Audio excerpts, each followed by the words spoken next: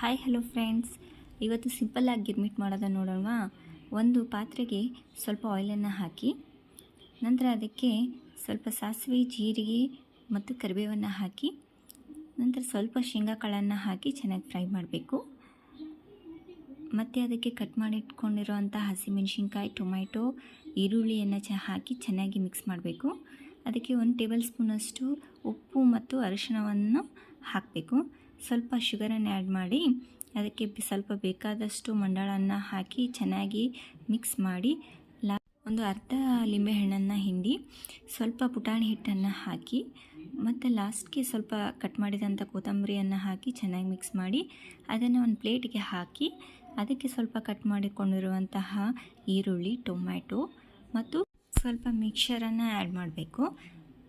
ನಂತರ ಸ್ವಲ್ಪ ಕಾಯಿ ತುರಿಯನ್ನು ಹಾಕಿ ಆಮೇಲೆ ಅರ್ಧ ಲಿಂಬೆಹಣ್ಣು